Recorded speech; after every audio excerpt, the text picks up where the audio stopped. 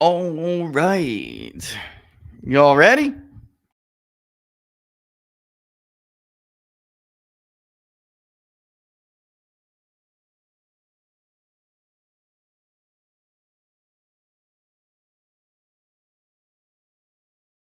Man, Derek, you need like the Diligent Viewer Award or something. You're on there like bam every day. Good for you, brother.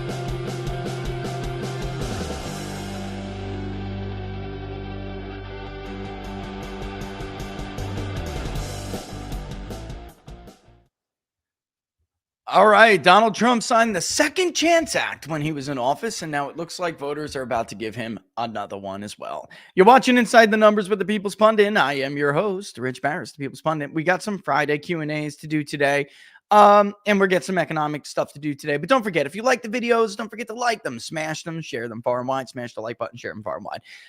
If you are on YouTube, mosey on over to Rumble. It takes like 30 seconds of your time, a minute of your time, if that, and it's enormously helpful to us. And don't forget to like it over there, share it over there as well.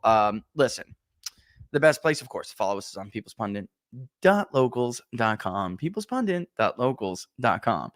I thought we'd do something that I just haven't done in a while. You know, when Inside the Numbers used to start, we used to just go over polling, and like sometimes it was the first time I'd take a look at the crosstabs and just kind of react to them and see what's going on. There's a slew of new polling, one that came out after we had the show, and then I believe, right? Because we didn't talk about it. And then the other obviously is brand new. I'm talking about the Fox polls. And we'll discuss what we see there and the significance of it. Because they really do confirm themselves. And then yesterday, one of the worst polls for any Republican, but particularly Donald Trump, the Quinnipiac poll, came out and showed that Georgia was a comfortable lead for Donald Trump. And I think that's significant whether we believe Quinnipiac or not. And I personally don't believe Tim Malloy as far as I can throw him. But they were among the polls in 2020 that had ridiculous numbers for Biden in Georgia, like Biden +6. Even when the New York Times, who ended up in almost every state but Georgia and Arizona, grossly overstated Joe Biden's support in the electorate. And even when the New York Times had the race roughly even in Georgia, which is, if you believe it, what it ended up being, then, the Quinnipiac poll had Biden up some ridiculous margin. I mean, ridiculous. I remember like it was yesterday, Tom Bevan reacting from Real Clear Politics and saying like, nobody believes this poll. And then he tweeted it. He was like, yeah, okay, put your money on it. And let's see Biden +6 in Georgia. You believe it? Okay, then go bet on it. Biden in Georgia by 5 or more. Go ahead. Knock yourself out. I mean, you're going to lose that bet. So it's significant when you can see that Trump has a comfortable lead in the state of Georgia. And I think even if we see some demographics a little bit weaker for Trump, depending on the poll, than others, they all tell the same story, which is that, look, it's now June 7th. We've had a full week more to react to this verdict a little bit more. And pollsters have been in the field prodding, asking all sorts of questions in every way possible that they could think or craft answers, some of which I totally disagree with. You cannot do that as a pollster. You're definitely eliciting someone's response that is an untruthful, even deceptive, response, because they know the response that you want them to give. So they'll give it. And I've used this example, for instance, in 2016, I did not say, now that Jim Comey confirmed Hillary Clinton broke the law, is that going to question are you questioning your support for Hillary Clinton? Like, that's crazy. You can't do stuff like that. Just as we didn't say, now that Donald Trump said, grab them by they love it, would you ever vote for somebody who said that? That's crazy. And I've been thinking a lot about this, and I can't help but to think, if Democrats don't like this, tough shit. It's all their fault. Everything is their fault. They created the lawfare. They've been doing it here and there in this country for many years, actually, but it's never become like institutional like it is now, nor has it been widespread. You're going to throw Steve Bannon in jail. Why? Because he's effective and you don't want him behind the microphone during an election season? You're going to throw Peter Navarro in jail. Why? Because he stuck it to your friends in Beijing and he put the American worker first? This isn't just about Donald Trump. They're going after everybody, in case you haven't noticed. And it just doesn't matter. They'll break attorney-client privilege. They'll break executive privilege. They'll neuter the presidency if they have to. They don't care, because the president is just a puppet to them. To you, the presidency is your elected representative in the executive branch. He or she is the figure of the nation. And they're supposed to set the tone that you want them to set. Whether that's Barack Obama or Donald Trump or Ronald Reagan or Bill Clinton. The vision that they gave the electorate is the vision you said you want the country to move in. They don't believe that anymore. And coupled what they've been doing in the political space with what they're doing in the cultural space, which is, look, I believe in second chances. I believe in 3 and 4 chances. I'm not going to get into it all over again, but we all know Wyatt Earp was a friggin' criminal. He ended up being the most important lawman, and certainly the most famous lawman in the Wild West. I mean, America is a land of second chances. But Democrats and the progressive left have been doing something else. It's more than that. It's like, this criminal raped somebody, this criminal murdered somebody, let's just let them off. They created this culture of this, and now they're bitching and moaning that the electorate doesn't care that you created a crime and convicted him of which one you can't state. One, nobody can actually go on TV and state, which reminds me, don't forget Sunday on Sebastian Gorka. I'll be on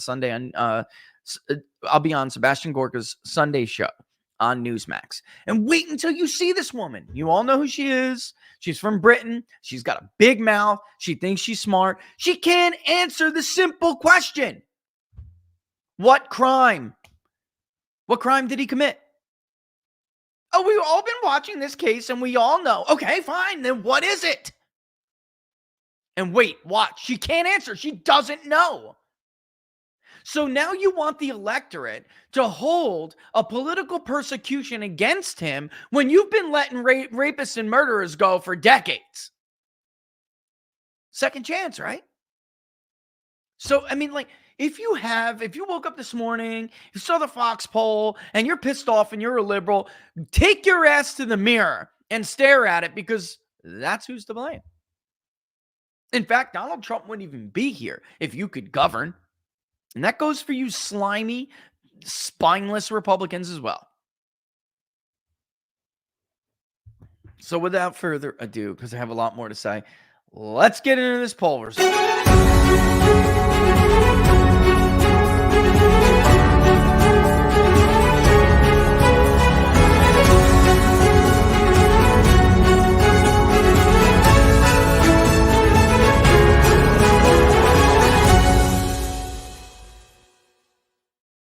Oh my God. Fox News poll. Biden, Trump in a dead heat in Virginia. I shall recall, because Roanoke College deserves better. I shall recall a week ago, 2 weeks ago, when the poll, before the verdict, Roanoke College came out with a poll. It showed a dead heat in Virginia, tied race, and the tiny crystal balls of the world flipped out and started trashing Roanoke. Oh, I don't believe these polls.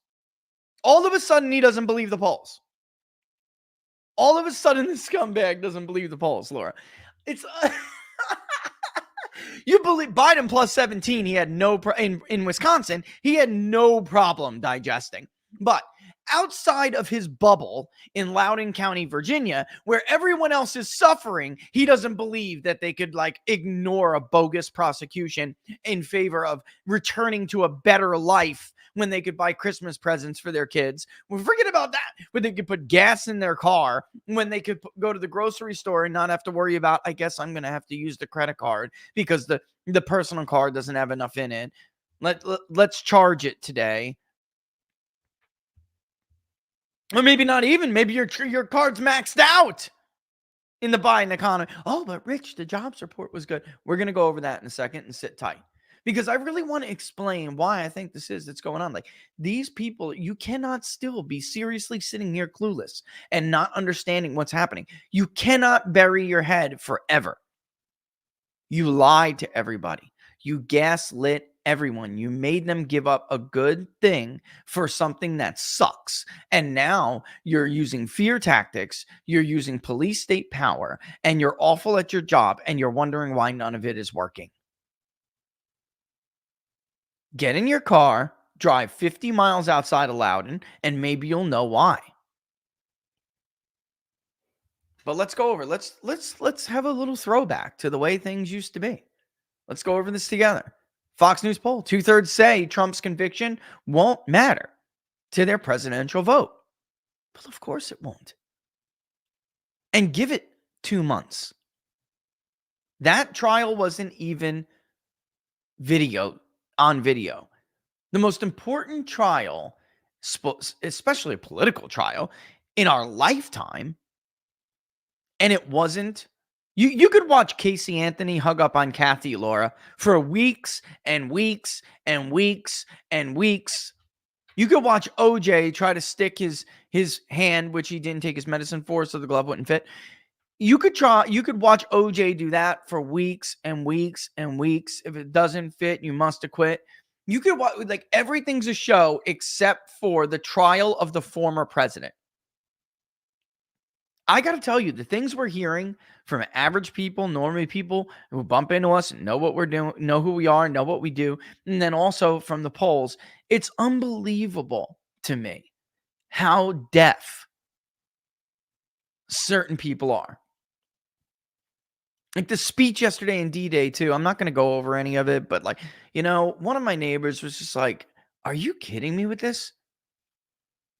And this is not a particularly partisan person. He's like, "Are you kidding me with this? Ukraine has fascists in it.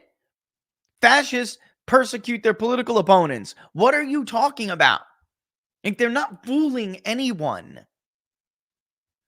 Virginia is not widely considered a battleground state this election cycle, or perhaps just not yet. Folks, the truth is, even though it was closer than people expected in 2016, and Virginia was actually one of the states where we actually overstated Trump support.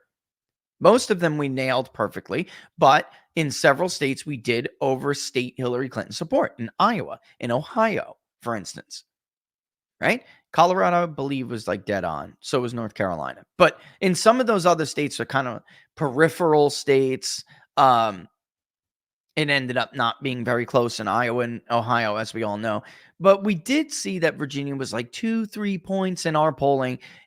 She ended up carrying it by just a little bit more than that, like closer to 5. But earlier in the night, they couldn't call it because it looked really close.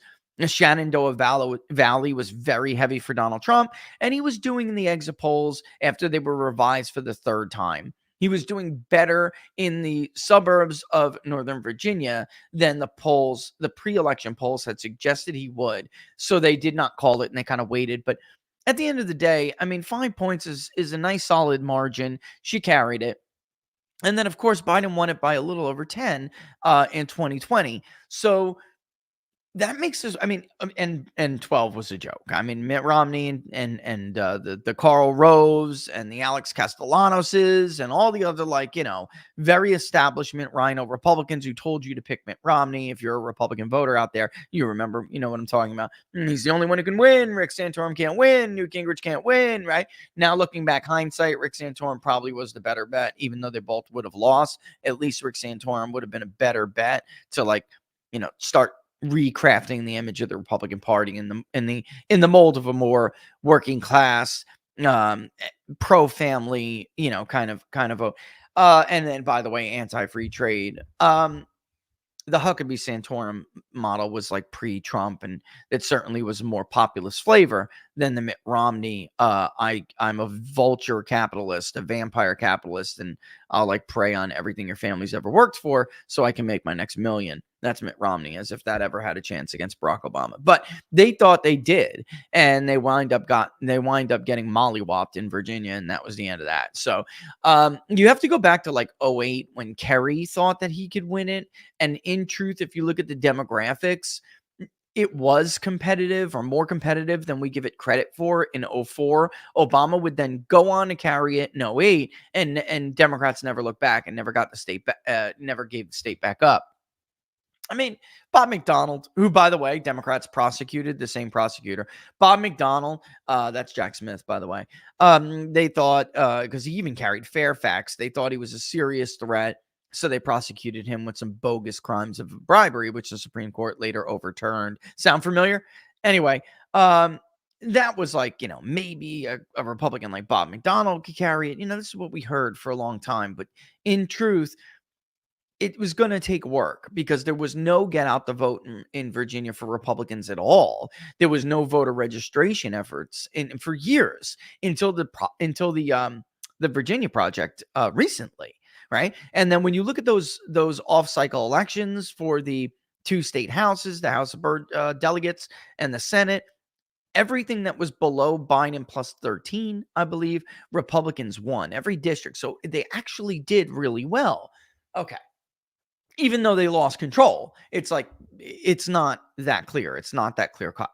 But it hasn't been competitive since '04 because Obama just crushed John McCain there.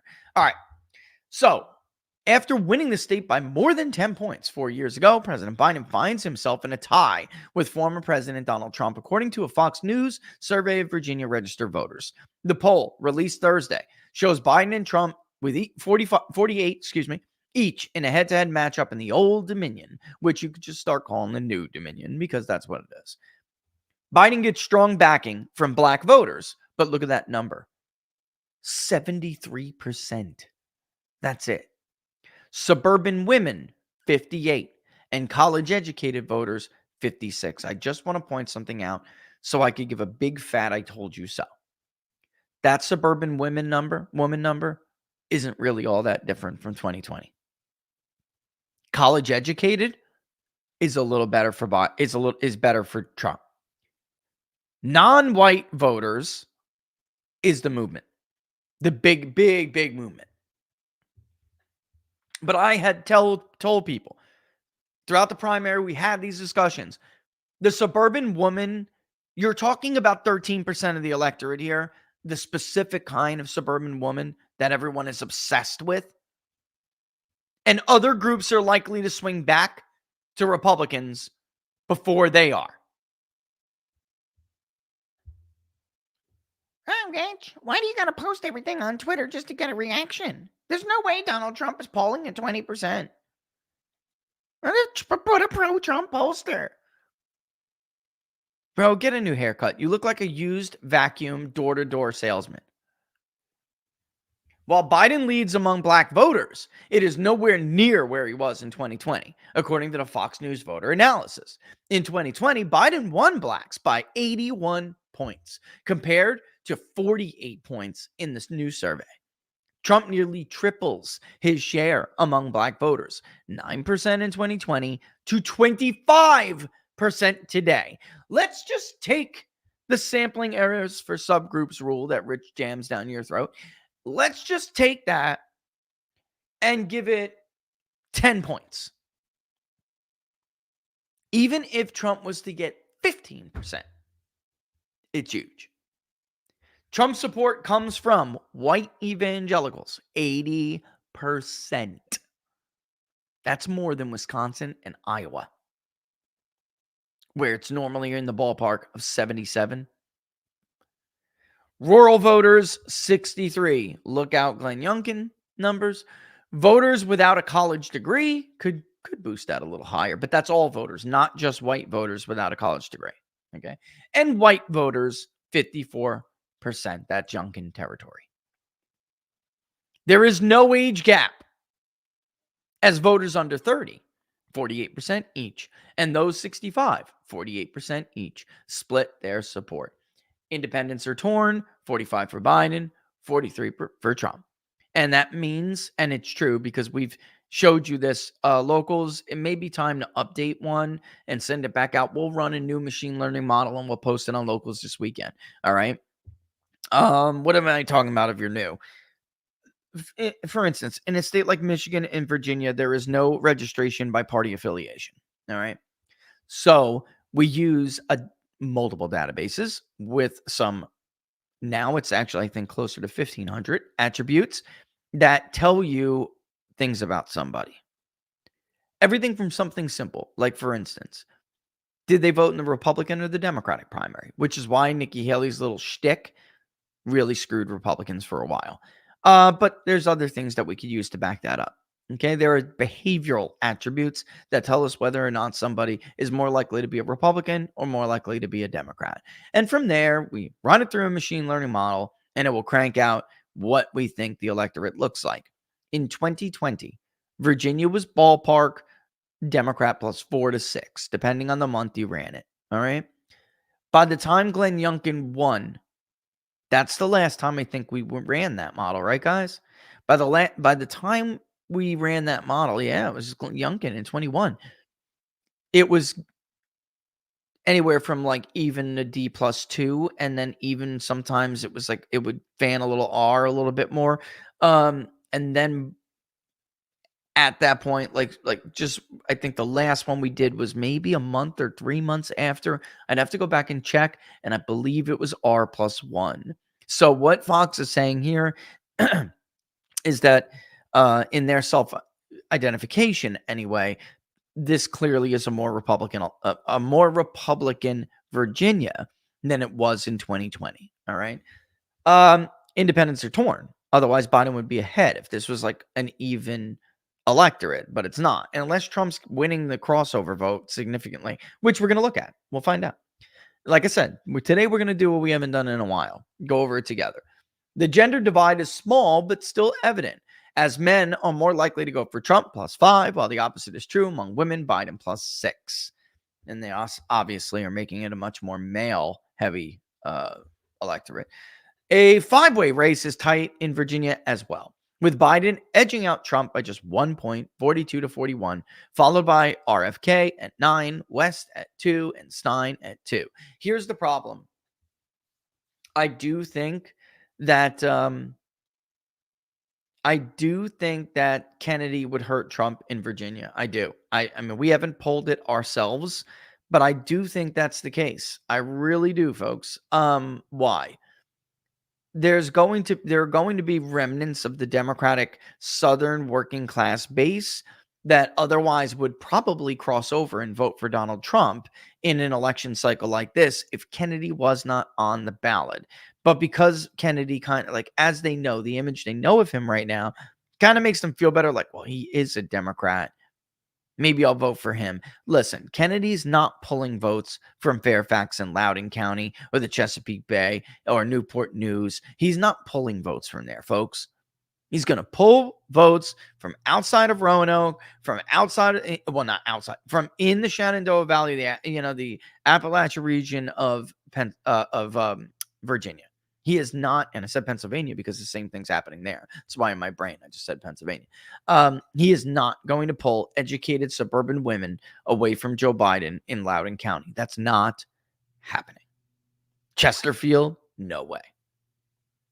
All right, he is going to hurt Donald Trump. Maybe it ends up being a point or so, but which is what it is. But that absolutely is the case. Now, here's another thing. Cornel West is not going to be on the ballot. He's given up every real opportunity to get on the ballot. Laura, this guy's mowing again. Oh my God, this guy just don't listen. He whacked into the pool filter. It cost me a fortune. You know the zero mowers? Well, he zeroed and swung the ass end of it out and smashed into my filter. Took out the manifold thing attached to the actual pump. It was a fortune, and there's no way to prove he did it, so I just ate it and paid for it. Well, I'm tired of eating and paying for things, so I said, stop mowing until I'm there to watch you. And he shoots half the damn lawn in the pool. Sorry, I digress. It's just I know what my Friday afternoon's going to look like now that I hear that noise. This stinks, Laura. Go get the net. We should have got the electric cover over the pool, man. It was a fortune. I didn't want to pay for it. I was being cheap. All right, anyway. As of now, none of the third-party candidates asked in the survey are on the ballot in Virginia. Well, good luck. I'm telling you, there's a difference between as well what Robert F. Kennedy is claiming and what is actually reality. He is going to run into the worst 2 months of his life in the next 2 months. And he's going to have a very difficult time getting on these ballots.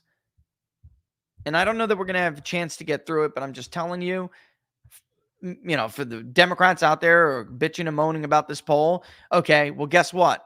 Biden isn't within 4 points of Trump in Florida either. Trump is going to stomp Joe Biden in Florida. I mean, you want to sink money in there, knock yourself out. But if this poll is incredible, then neither is the one in Florida, because I think that's the only mid to low single-digit poll in the state of Florida ever this year. And I'm going to tell you why. I can tell. The methodology. They reached the Biden senior. That's what they did. While Trump, 10%, loses slightly more support to Kennedy than Biden, 7%. When the race expands, it levels out because Biden loses more support to West and Stein than to Trump. Whoa, excuse me, hiccup. But it's not going to level out because Cornel West is not going to be on the ballot. If he is, then fine. Whatever. I'll admit I'm wrong. I just don't think he will be, and I'm pretty sure I'm right. All right. When it comes to the Green Party, they're not even on the ballot yet. So let's just stick to the head-to-head. The Green Party hasn't even tried to get on the ballot yet. They've tried, but they're not through the process of it. And we've gone over the state of Virginia's process to get on, and it is coming up. It is a very difficult task. If you have no organization, it is probably more likely that the Libertarian or the Green will get on the ballot. But Kennedy and West, I don't see it. 2/3 of Virginia voters say they are extremely motivated to vote this November, and they give Biden a 3-point edge and push him over 50, 51 to 48. But I'll tell you what, folks, if Virginia's 51-48, Biden's lost. He's lost this election, and he's lost it in a landslide. The last time a Republican candidate won Virginia was former President George W. Bush in 2004. Quote, and here's Darren Shaw and Chris Anderson. Virginia is a must-win state for Biden, so a tight race here is going to require some serious defense from his campaign to hold it. That's what it comes down to. Even if Trump does not win Virginia, Biden's going to have to defend Virginia. He will have to defend it. This is bad. This is now the third poll, 2 recently, that showed Virginia, and 1 post-conviction, and it's tighter than the 2 polls before. But that appears possible in that compared to elsewhere, Virginia voters are a little more positive about the economy and give Trump less an advantage on that issue. And that is where Democrats have a built-in advantage. And this is why I always it is a built-in advantage. I always tell people that economics is politics. These people live in a totally different world. They live off the government tea. You know what I mean? Seriously, I'm not trying to be crude. It's just a good analogy. They produce very little. They live off of everyone else. So as long as the federal government is growing, which is obviously the Democratic goal, not the Republican goal, then they're happy. Still more voters say that Trump would be better to handle the economy. That's 12 points. That is a lot larger of an advantage than, I think it was 3. I went back and looked. 3 points that Virginia voters were giving Trump in 2020 overall. Trump's advantage is even larger on immigration and border security, where they think he's better by 17 points, and the Israeli-Hamas war by 10. Biden is preferred on abortion by 11, election integrity by 10, and healthcare by 8. This is bad for Joe Biden. Joe Biden was trusted. If you go back and look at the Fox News voter analysis, which I did, the number one issue in Virginia in 2020 was COVID.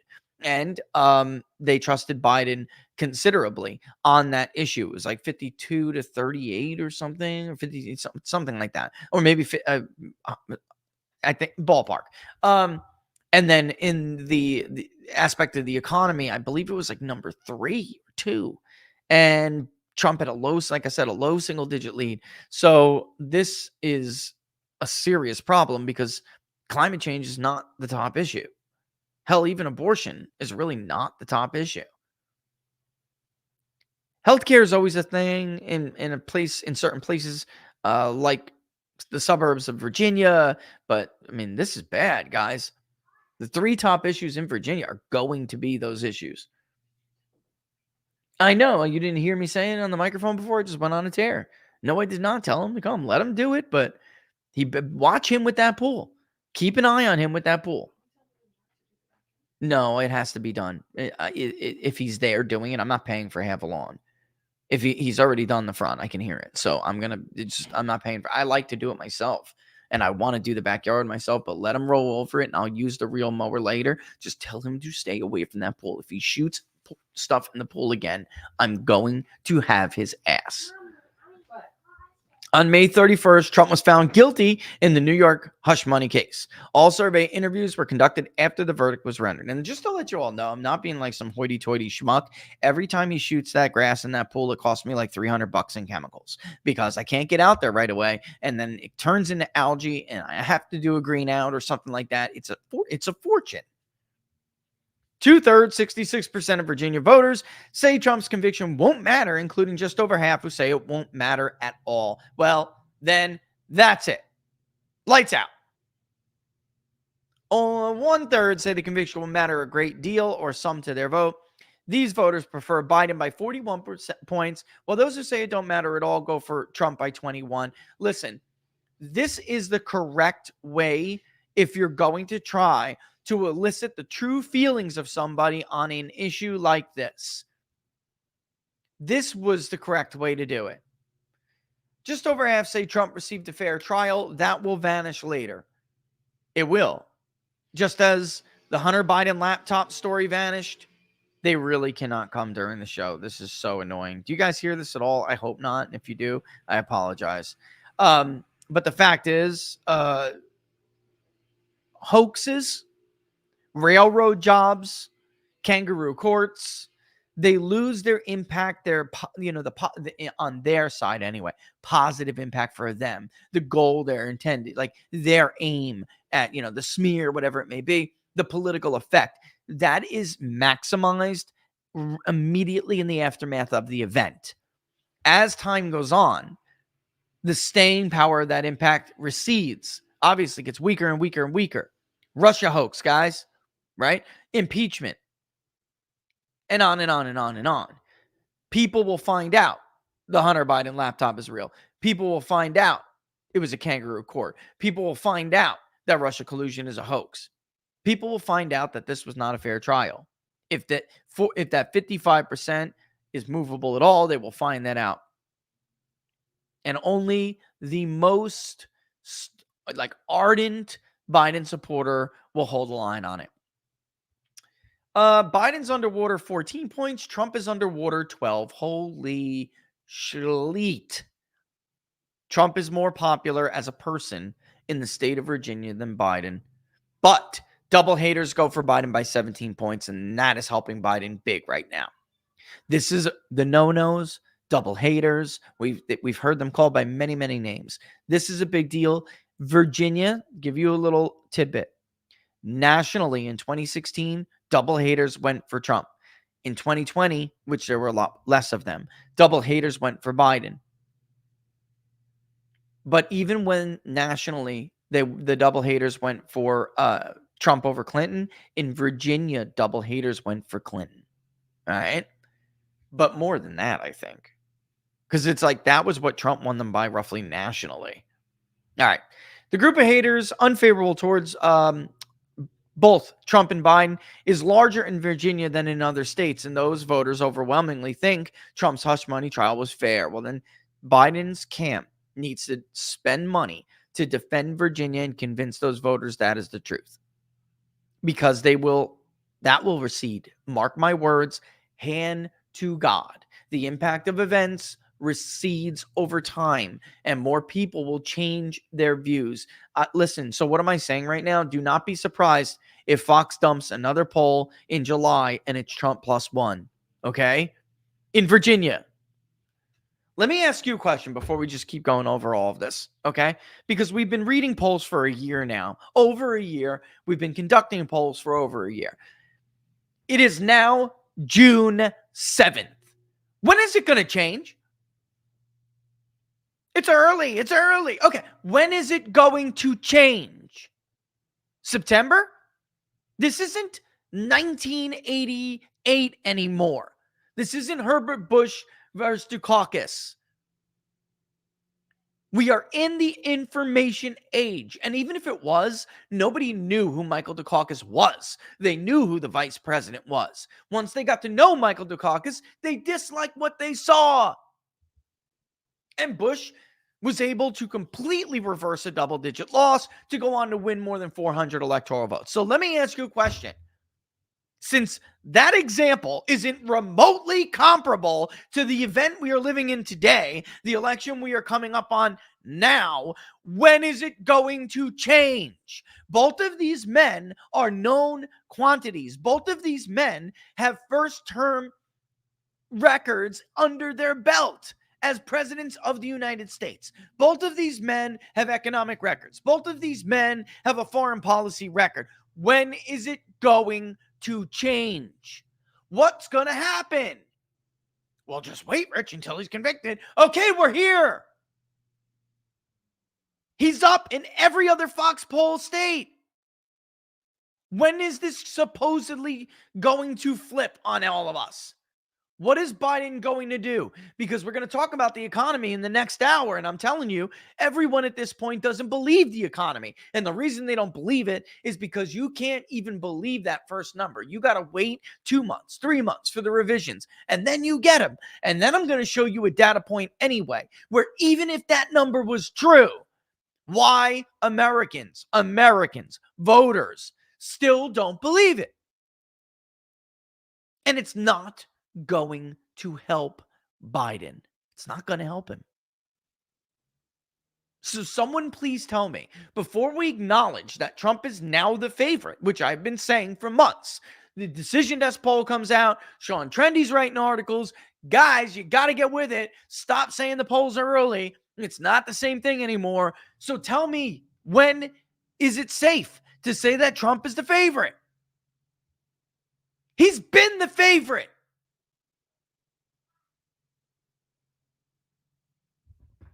Let's get some fat piece of shit in New York to prosecute him, and maybe that'll do it. Okay. You know what I thought about, Lauren, now that you're in here? Think about this for a second. They're like, why doesn't this conviction have any impact? First of all, Donald Trump passed the Second Chance Act, which black voters love. Okay. Snoop Dogg is literally supporting Donald Trump because of the Second Chance Act and because he pardoned his boy from Death Row Records. And he's like, you know what? Trump is gangsta. I love him. You know, he believes people make mistakes and can be better people in the future, you know? And everyone else who says that is kind of just full of shit. And they don't put their money where their mouth, you know. Right. But it's more than that. Democrats have been telling us, and because we grew up in the same generation, baby, we went to school together. They've been telling us for months. I mean, for years, decades. This one's a rapist. This one's a murderer. We got to let him go. Have a heart, you know? They want you to turn a blind eye to a serial rapist, but now they want you to be appalled by a guy who's been convicted of some bullshit. schlatt crime that is, in a kangaroo court that smells like human piss and body odor. I mean, are you kidding me? It's like, you did this. You wanted everyone's progressive now. Okay. This is your progressive world. They don't care. They don't care that he said grab him by the beep. They don't care that he's been convicted. That's right, baby. That's exactly right. Good job. You did this. So my point I'm trying to make to them is, if you are pissed, if you're a Democratic voter and you're pissed that your plan didn't work, nothing's working, what I'm saying is you should take your lazy, probably fat ass off your seat and go to the mirror and look in it, because you're the one to blame. Here's your progressive society. This is what you wanted, isn't it? So, ta-da! So what's up? What else? Did you told him to keep away from the pool? I knew it.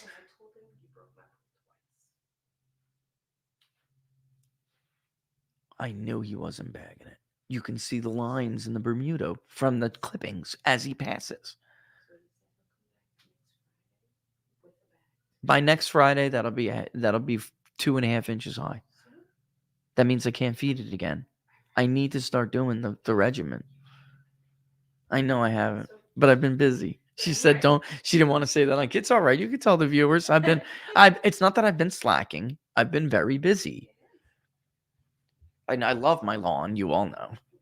All right. Next Friday.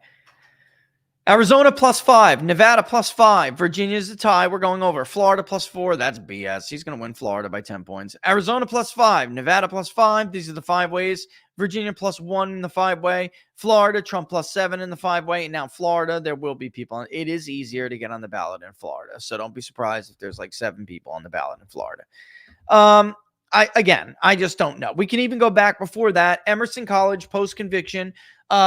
Trump didn't lose a single point. Biden gained one. All right. So, but it's still, Trump's got a lead. Trump +1 nationally. Trump wins anything nationally, and it's a wrap, folks. A wrap. Emerson 5-way. Trump +6. 6. With everyone in the race, Emerson has Trump up by 6 points nationally. ECU, which are my homeboys, all right? Eastern Carolina University, if they ever poll something and they get it wrong, it is not because they're playing shenanigans. These are good people. Trump +5. By the way, that's exactly the national swing. This is why I tell you, North Carolina, even though it may look close, it's not. It's a likely Republican state because it moves with the national mood. And the PVI is clear as day. It's so clear. And that's another reason why Biden's probably going to lose Nevada. Like, if you had to twist my arm, I understand the modeling. We went over this with Jack Posobiec. The decision desk is using every variable like any good model should with historical vote preferences. And that's what's giving Biden that like just a hair advantage on what is a coin toss kind of probability. So my point is that the national mood suggests that the polling with certain demographics is correct. And if that's true, then Nevada has actually moved less. Like when the nation moves to the left, Nevada moves less than the nation. It'll move, but less than the nation. North Carolina didn't move at all. You understand what I'm saying? So Democrats did better nationally in 22 and in 20 than they did in North Carolina. And that's a problem, because if the nation is moving to the right, then you would expect North Carolina to be about Trump +5 to Trump +7 right now. Okay. And that is exactly what ECU found. And it's not really close. Like, if you look inside the number, it's not close. All right. Georgia, Quinnipiac. Not only is Trump ahead, but he's basically at 50. I mean, Michigan, Mitchell Research. They had the head-to-head, and it was a tie. When they did the actual ballot, it's Trump +1 because Kennedy is going to be on the ballot. So again, real quick before the break, because it's 12:45. When exactly are we allowed to tell the truth? At what point is it going to be okay to say, okay, let's just admit it, Trump is the favorite? 12 months ago, the polls it was early. 12 months ago, we didn't know what the impact of these convictions or even prosecutions as a total package would be. And I had my suspicions, which I guess I was right. But, you don't know for sure. It could happen. I mean, things could change. No, not change, but things could be different than the way you suspect them to be. Now, why did I believe this and why do I appear to be right? Because there's a general sense out there that everything is just totally corrupt. Everything is totally corrupt and everything is just in favor of the ruling class, just for them, not for you. So what does that mean? It means they have no trust in the system. Faith in the White House as an institution has completely collapsed. Faith in agencies like the FBI, they don't believe them anymore. Not that they ever should have. Have they ever really been good? Have they ever been honest and credible? Or is it more likely they murdered John Dillinger? Is it more likely that they covered for the ATF and burned more than 80 people, including women and children, at Waco? When they knew full well that the last 3 incidents, when they breached with CS gas, it caused a fire. I mean, we can go on and pretend and fabricate things about the Branch Davidians, David Koresh, lighting a fire, but they murdered people. Folks, can we cut the crap? They murdered more than 80 people and lied to Janet Reno to do it because they were being made a fool of. You bruised their ego, poor babies. You bruised the poor baby's ego. So I'm going to murder women and children. It's disgusting. Let's take a break. It's gross. What a government. What a government. Let's take a break. Listen. Protect your assets. It's no surprise that everybody else is looking for a safer place to put their money. Stocks can be unpredictable. And let's face it, inflation absolutely has a real impact on the value of currencies. And that's why I want to talk to you about Freedom Gold USA. If you've ever thought about investing in gold or silver, or if you're just interested in diversifying your portfolio, Freedom Gold USA is definitely a company that you should check out. What I like about Freedom Gold USA is that they're really all about just helping you make smart investment choices in precious metals. They believe that the more you know, the better. They'll offer you free investment guides, consultations, give you the information that you need to make a confident decision without pressure and no hard sell. That's not the only thing different about them. They'll guarantee competitive pricing on some of the best quality gold and silver you can find. And then you know you're getting a solid deal. You don't have to worry about extra fees. They'll give you free shipping and insurance on all orders, not just orders at a certain amount, all orders. You might even get some free silver on qualifying purchases. They'll give you a $500 credit toward opening a gold or silver IRA. That is a good deal. Here's the best part. Dealing with Freedom Gold USA is simple and it is hassle-free. You won't get any pushy sales tactics. They're just about helping you reach your financial goals in a way that works for you. So if you want to learn more, I would recommend giving Freedom Gold a call at 888-279-3592. Numbers on the screen.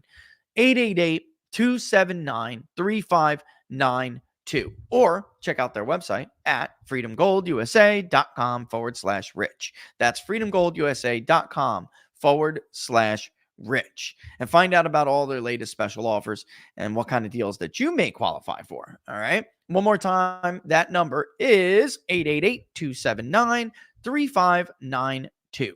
Or their website again, which is just for us, folks, just for us. freedomgoldusa.com/rich. All right, one more before we get back to it. Our friends at Jam and Bean are back. Actually, they never disappeared. All right. So if you have had a subscription to Jam and Bean, we certainly thank you for it. They're one of our oldest supporters and sponsors. Just a great family and a great company. And speaking of, we're going to have a guest on next week, which is pretty cool. We're going to talk about this this out of control public health sector. And when, when it was time to put their money where their mouth is, they did it. Great company, Michigan based, and they're just a bunch of patriots and good guys, but they also happen to be incredible roasters of coffee, makers of gourmet popcorn, freeze-dried candies that are crazy. Oh my God. Just let me tell you guys, the Huckleberry saltwater taffy freeze-dried is my favorite now. I used to like the bit. I love the bit of honey, but the huckleberry is like, whoa. And it should be for sale by now. All right. Because I got it before it was. You're going to love it. You try it, you'll love it. But listen, don't buy it until you use the promo code TPP40 at checkout.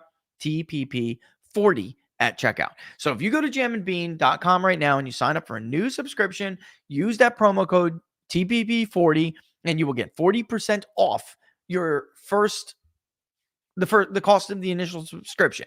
And then every month you will still get 10% off every month.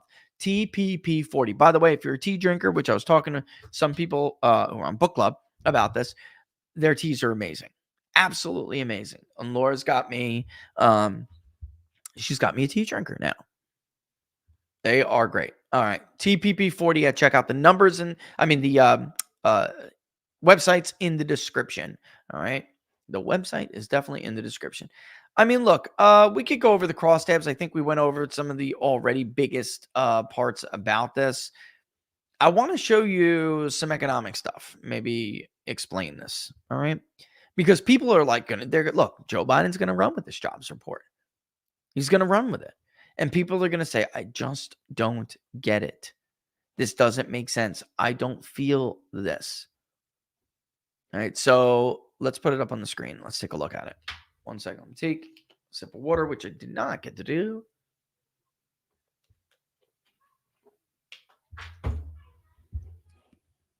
And you could always look at some of the less cited. By that, I mean the media does not pay attention to it before the jobs report comes out. The payroll we went over on Wednesday, the payroll processor, ADP. This is why I'm telling you, watch this report be revised significantly. All right. Down. This is total non-farm payrolls. ADP is just private sector payrolls. It was extremely weak. And ADP is looking at their actual payroll processing data. The government is conducting a survey, a giant household survey, like a poll, folks. And then later they will get better data. They will make revisions, take more interviews, and revise that data. It is not unusual for there to be significant revisions, but it is very unusual for there to be consistent revisions that are significant in one direction that seems to favor the political party in power. It is not normal to see downward revisions 12, 13 months in a row, 10 out of 12 months in a row. It is not normal. All right. And if you look at some of the indicators before, it's not good. Yes, productivity increased by 0.2. The employment cost index up 1.2. Consumer price index, which is inflation, up. Producer price is up. In April, job openings and hires and total separations were little changed. Now, this is for May, but this could tell you, it could be a little bit foreshadowing. If the hires weren't, it's not rocket science. If there were no openings, then if there were no openings by the end of April, and what's the likelihood of, there being some boosting of job creation? Now, with just the domestic population, we really do need about 250,000 jobs a month to keep pace with inflation.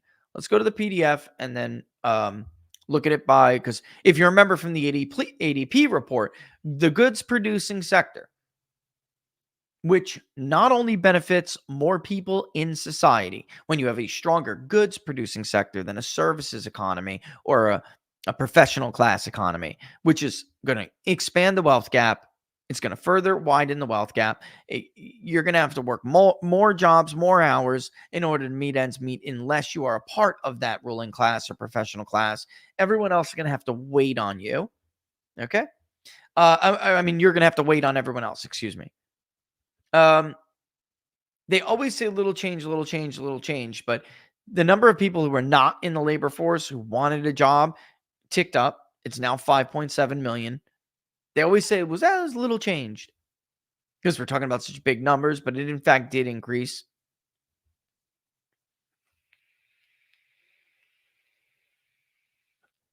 All right, long-term unemployed, 1.4. Let's look by sector. Government accounts for 43,000 jobs in this report. Healthcare, which for all of the reasons I mentioned on Wednesday, you do not want to dominate along with government, and leisure and hospitality, which is crap. The rest was high-tech, scientific, and technical jobs. I mean, really, social assistance? I mean, are you kidding me? Mining, quarrying, oil and gas, extraction, construction, manufacturing, wholesale trade, transportation, warehousing, information. Nothing. Nothing! Nothing! At all! Michigan, Pennsylvania, Wisconsin, Ohio, Iowa, Illinois, Indiana, Missouri. Unless you're part of the club, you didn't get jack. You a home builder, you're hurting. You're a contractor, you're hurting. You build cars, you're hurting. Nothing at all. And not only does it hurt the population, but as I said on Wednesday, if God forbid we ever had to take what's left of our wealth, we're not wealthy, we're in debt. We're a debt nation, we're a debtor nation. We're Rome at this point on the way out. But God forbid we ever had to take industry and turn latent power into military power to defend ourselves or wage a war. We can't. We don't have it. Electric cars. Are you kidding me? Maybe if you had a robust goods producing sector, we could have these conversations about some experiments to see what works and what doesn't. Battery operated. Take that battery and stick it up here, you know what?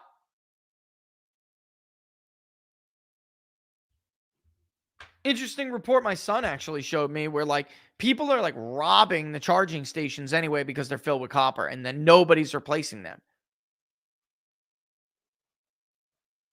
It's some outrageous percentage of charging stations that are just not even functional or operational. Not to mention, this is what Donald Trump was talking about when he said, if I am not elected, it will be a bloodbath. He wasn't talking about political violence, the fake media, man. They piss me off. These are real people. That number, those are real people. Look at this. You think I'm kidding? It's right here. Nothing. Zero. Nothing. It's a statistical blip.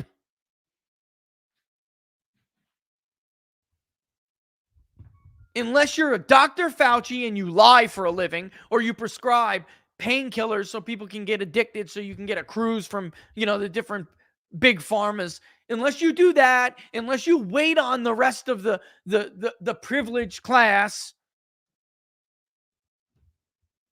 this economy doesn't work for you. So, that's it. I'm done with this report. And even if there were jobs, you ain't getting them. This is a chart from the St. Louis Fed. This tracks the employment level for native born, and then I added foreign born, or they added. You could change stuff around so you can compare it. You can look at native if you want to just look at native, but I'm trying to compare and show you. Let's go to this month since it's already in there. They're usually pretty good at this. Within an hour or so, they will usually have the latest jobs report, most of that data in the St. Louis Fed. So here is the month of April. Foreign-born people in the United States, 136.3. And of course, this is in thousands of persons. It's 136,300,000. Native-born, was, I got to turn this off because every time someone opens the door, ADT gives me an alert. That's for my young boy. If you have a young child and a pool, I strongly suggest you get one. I have seen that tragedy firsthand with one of my friends, and it was awful. Native born, 107,500,000. That was the employment level before the latest jobs report. Now, this includes the data from the jobs report we were just reading. Are you ready? So, just so you know, just so you understand here, foreign born went up from 136,300,000 to 138,200,000.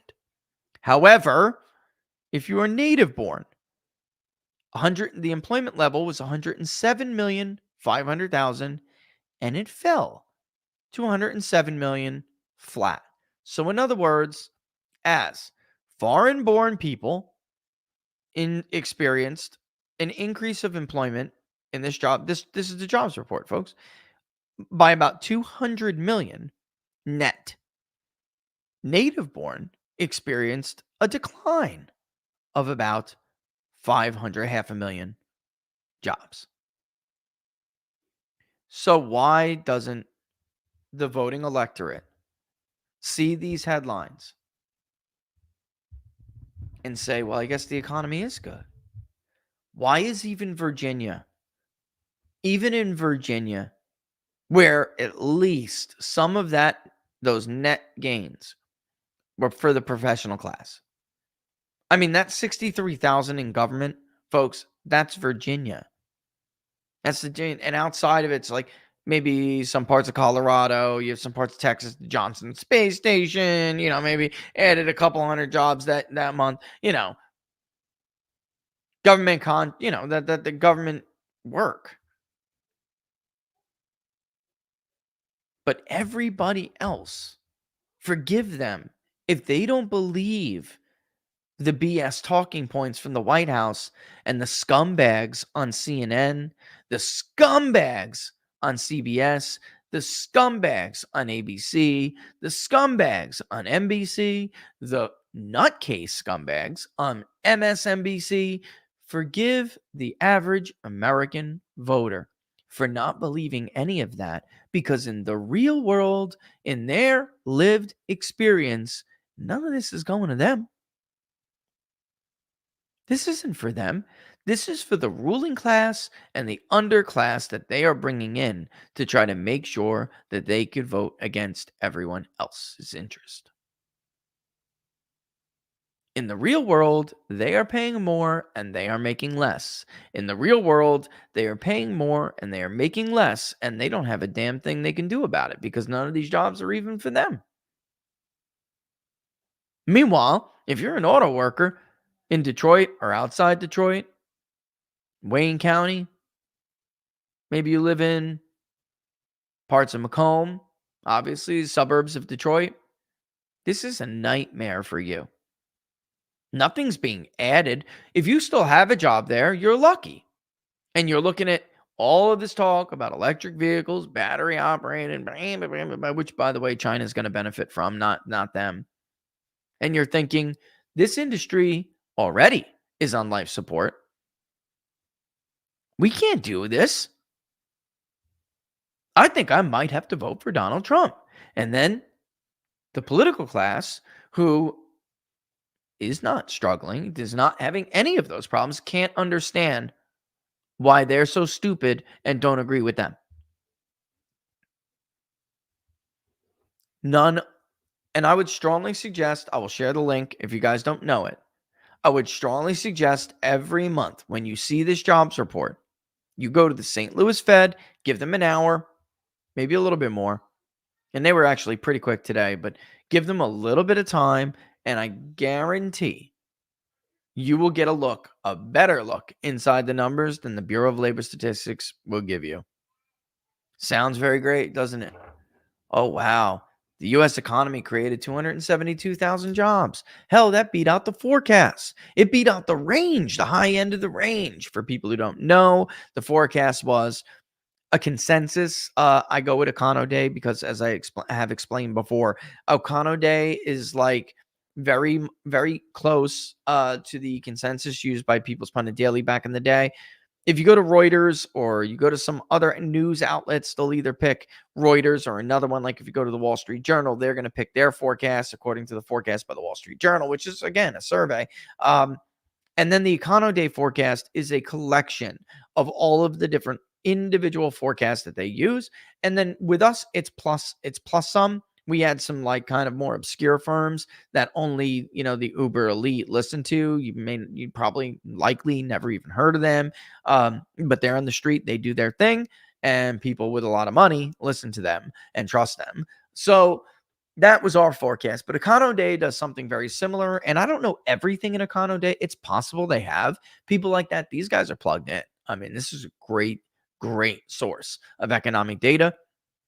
And their consensus was actually 182,000 jobs for this month. It was revised again, by the way. You think I'm kidding? I'm not. It was revised all the way down to 165,000. This is so Orwellian. This is like flipping a coin and landing on heads 50 times in a row.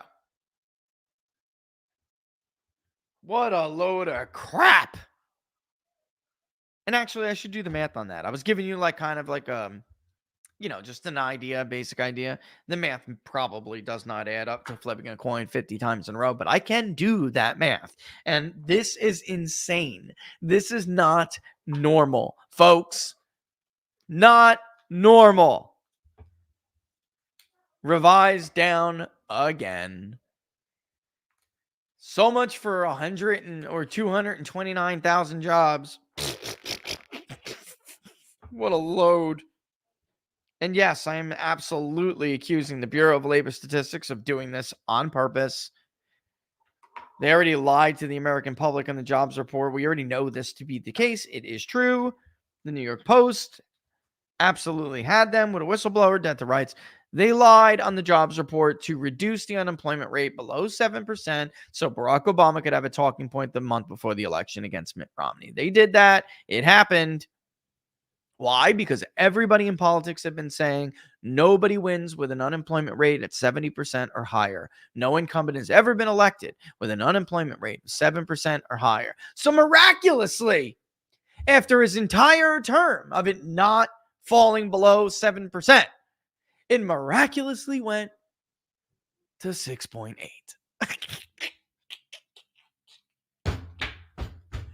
What a bunch of friggin' lying, corrupt, crooked scumbag schmucks. The country would be a lot better off if something were to change with them. Let me just put it that way. All right, we're going to take another quick break. Just like give our little 30-second countdown. When we come back, we're going to talk about how the media lies. I mean, we're going to take a little trip down memory lane, and then we'll get to some of your questions. But again, there you go. There's the answer to why voters just don't believe them. Why is it? Why don't they believe us?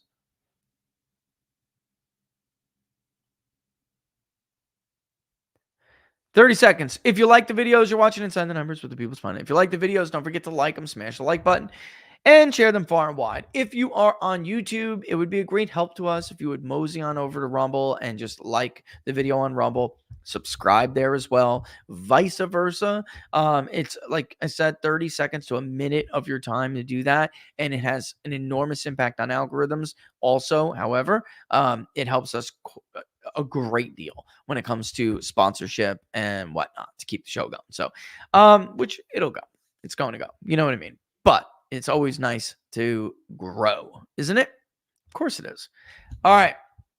The best place, as always, to follow us is right here below. peoplespundit.locals.com. Give me 30 seconds to take up off. I'm not going to lie to you. And we'll be back.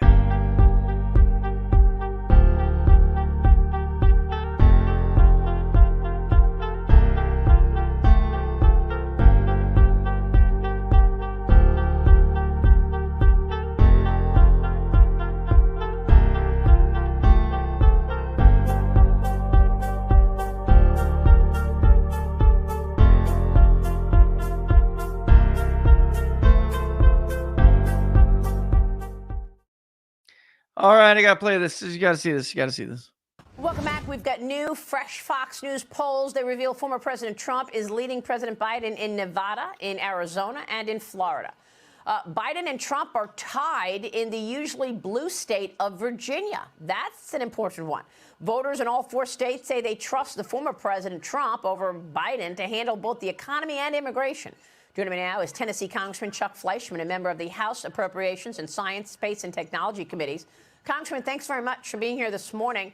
We were waiting to see these polls because we want to see if anything changed in terms of the support for Trump post the conviction. Your reaction When to this is it latest going to change? I'm thrilled, but I'm not surprised. The American people are wise. Almost 4 failed years of Joe Biden. Just when you can't think it can't get any worse, it does. Under Donald Trump, I remember vividly, whether it was the economy, foreign policy, things were getting better and better and better. And we were doing so well, literally, that the radical left was trying to find any area to say we weren't doing good enough. Everybody was doing well. The reality is Donald Trump is winning in the swing states. He's going to carry every red state for sure. But we could see a landslide. I'm seeing this brewing. I'm seeing the momentum. I was at an event last night where I saw somebody who was a traditional Democrat there, and it's amazing. They're fed up with the Democratic Party, and they're looking to Donald Trump to fix this mess domestically and abroad. When is it going to change?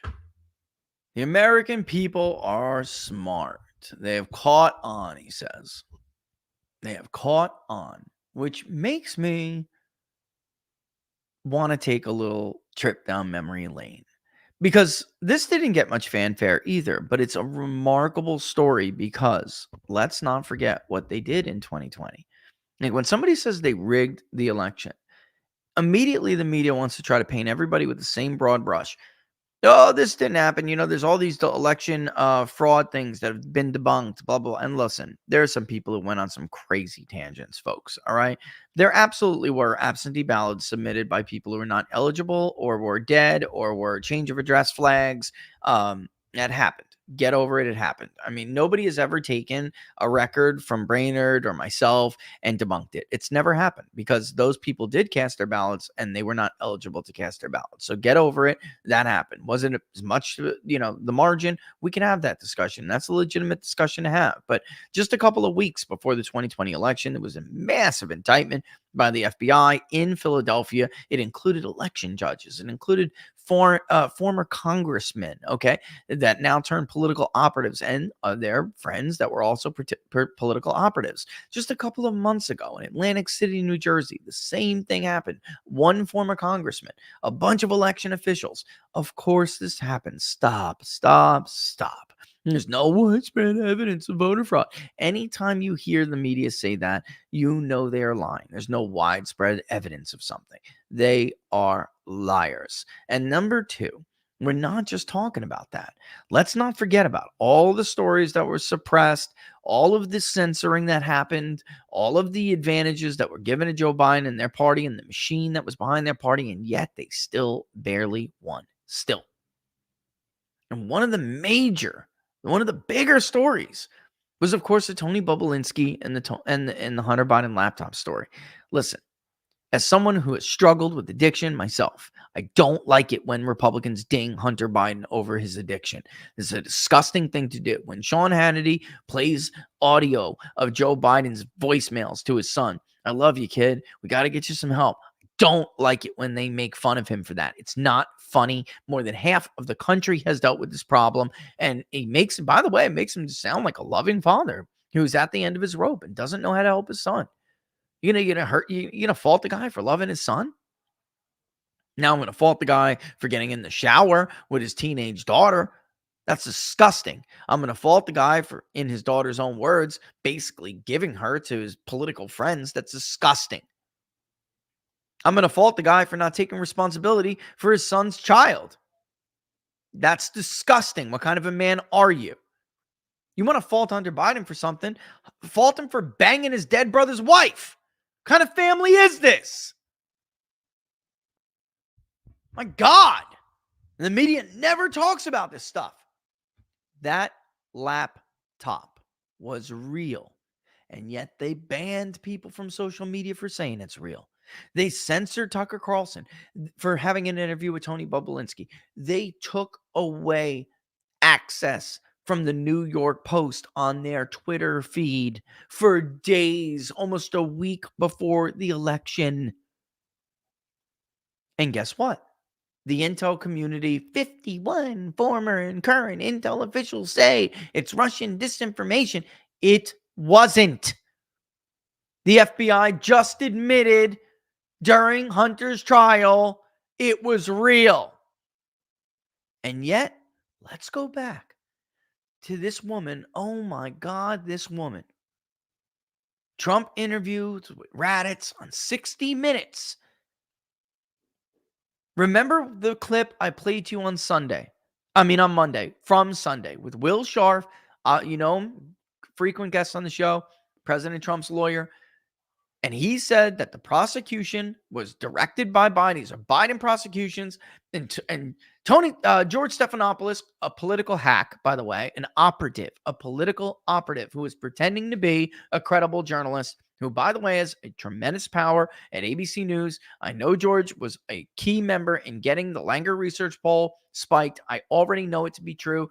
$5,000 reward for any employee at ABC News who can give me an email or something you may have been copied on. I will give you $5,000 for it. Maybe you work or did work at Langer Research and you have the goods. I will give you $5,000. I know it happened. You spiked the poll because it was Trump plus 12, and you haven't done a poll with Gary since.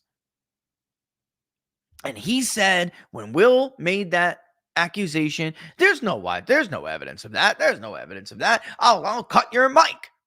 I can't report this on the air. You can't just spew these conspiracy theories on the air, right? Sound familiar? They have this template that they go to. And here's the template used over the Hunter Biden laptop. You ready? This is 60 Minutes, and we can't put... This is 60 Minutes. We're so prestigious over here. 60 Minutes is literally Dan Rather, the founder, the father of fake news. Bush, his military record, that was 60 Minutes. Mrs. Maples, his protege, who's a radical left Marxist, by the way, put that show on air. This is 60 Minutes. Are you kidding me?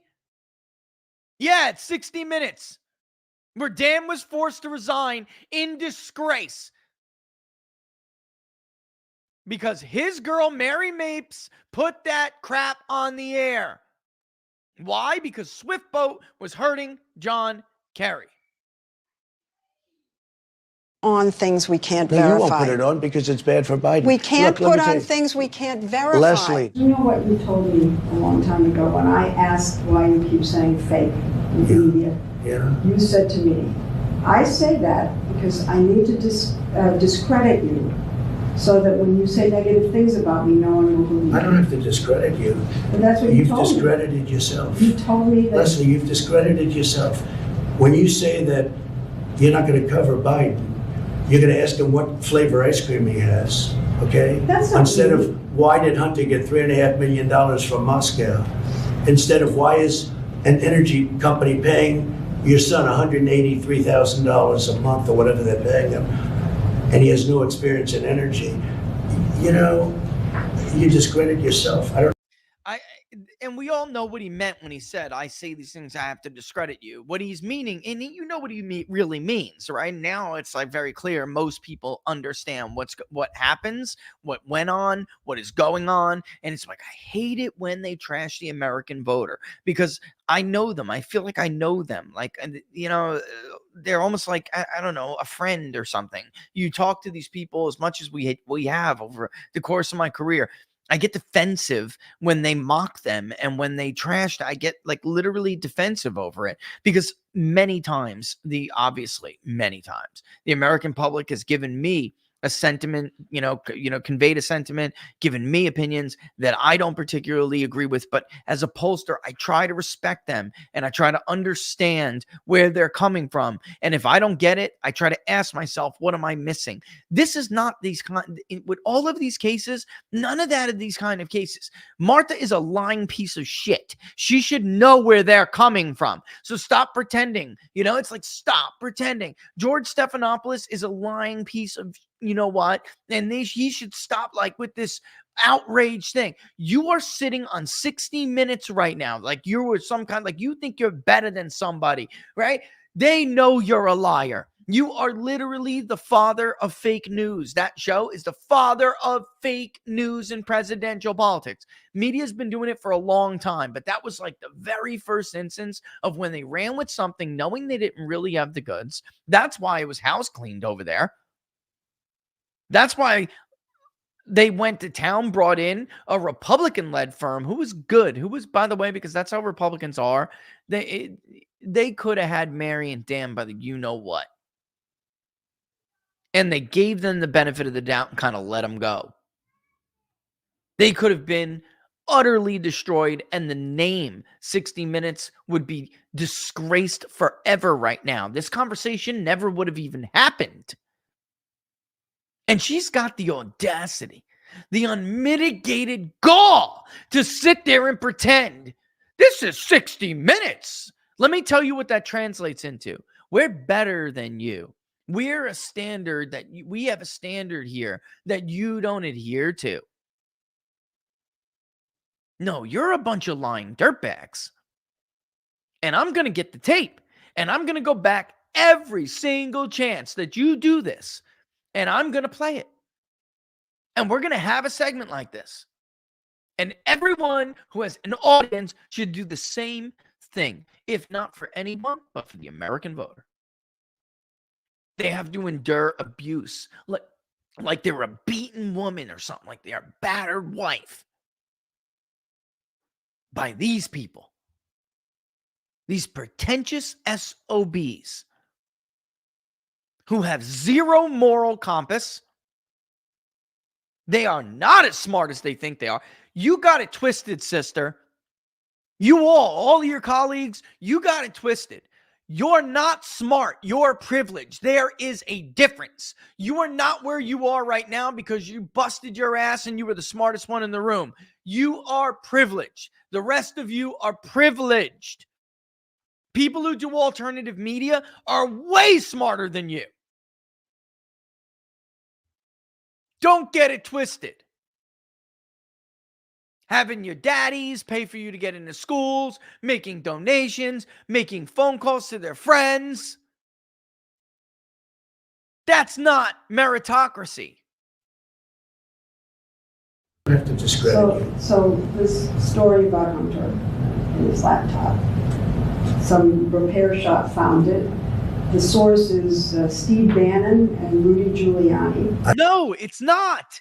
They just went to Steve Bannon and Rudy Giuliani. Actually went to Rudy. He was looking for things. He was trying to defend his attorney. Defend his client. He was doing things that the media should have been doing. That's their damn job. He was doing, and by the way, that's why he's been indicted. That's their damn job. That, and he didn't listen to people. Listen, in Georgia and elsewhere, there was some crazy things made, including by Rudy. And God love him, and I'm always going to love him because he was America's mayor after 9/11, and I was a tri-state area person. Everyone's going to, I was a New Yorker first, but, there is nothing, I'm not sure anything can be done that will make me lose respect for him on that front. But during the election, come on, Rudy, the votes overseas, come on. When I just put, the constant, hey, that's not how elections work. Let me at least explain to you how elections work because it's different in various states. So you don't go out there and make a fool of yourself because you can't keep telling the country this stuff. It's not true. And then eventually leaving email threads just out of frustration. Barnes too, he'll give you the whole rundown. If you've been watching What Are the Odds for years, you know the story. We've told it on air. Every freak with a theory was allowed into that circle. That was a huge disservice to the truth, because you allowed the media to then focus on that and then paint everybody else with a broad brush. But the source was not him. He would just obtain the information, and Steve Bannon was the only one who aired it. Mark Moranitz and 60 Minutes and everybody else, and Jake Tapper and this one and that one, they were covering for Joe Biden. They lied to the country for Joe Biden, and we are here now in this awful, dank-ass state in our nation's history because of them. Because of them. She knew it was real, folks. She's lying. She's a liar. Don't give them the benefit of the doubt. Don't. They knew they were lying to you about Russia collusion. They knew it was dangerous to do that. They knew they could potentially incite some madman liberal to get a gun and go shoot Steve Scalise and everyone else practicing for a charity baseball game. They don't care. They're liars and scumbags. Their job is to deceive you. And then they give each other awards for it. I don't know anything about that. I just know it's a laptop, and they haven't. And you're making this one of the hottest, most important issues in your rallies. It's a very important issue to find out whether or not a man's corrupt who's running for president. And not only corrupt, but compromised. Guys, let me spell this out for you. If the Chinese have pictures of your son banging 14 and 15-year-old Russian hookers while on a crack bender, they got something on you. And if you're elected president, they may use that as leverage to hang over your head. Can you have someone like that in the Oval Office? If the FBI was doing a background check, a credible background check on an average person trying to hold a security clearance, they would fail if you had the same history as the Biden family has. Period. End of story. You would not get a security clearance. They would have found that. They would have found that he lied on his application for the gun. They would have lied. They would have denied you that security clearance. You would not have gotten it. When I went into the Army, they talked, and I needed a clearance later. They talked to everybody imaginable. I got a disc because back then it was still floppy. It was floppy. Yeah, it was.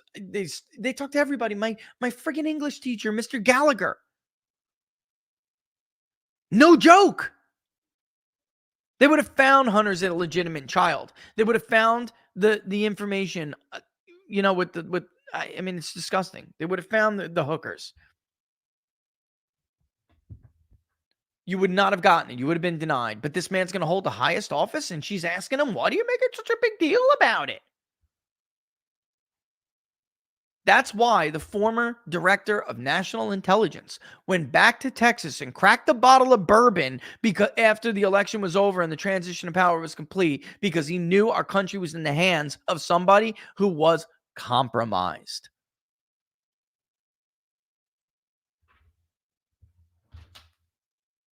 My God. And they're in on it. They just don't even care. Like, you got it really, I hate when people say beg the question because they never use it in the right context. They never use it appropriately. It's like when people say literally, and they don't use it correctly. But you have to ask yourself, where is the line for them? If that doesn't cause them to put the country first, if something like that doesn't, if they would lie to you about a duly elected president being a traitor with a foreign power who stole an election that he didn't even have the logistics, the power, the infrastructure, the ability to steal, like Barack Obama once admitted before they lied and went on this hoax, and all the other things we could talk about. Like, at least back in the day, the New York Times had somewhat of a mea culpa when they couldn't lie anymore about weapons of mass destruction. Like, they just couldn't keep the lie up. There are no weapons of mass destruction. No, we didn't drive nukes into Syria. At least they had some kind of a mea culpa. They don't do that anymore. So you have to ask yourself, what is too far for them? And I really think if you're honest with yourself, the answer is there isn't a point. There isn't a point at which these people will say, I have to go after Trump's opponent or any Republican's opponent because it's so bad.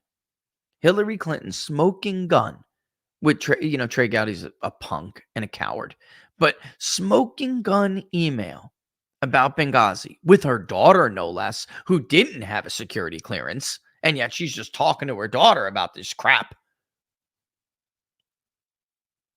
They cover for her.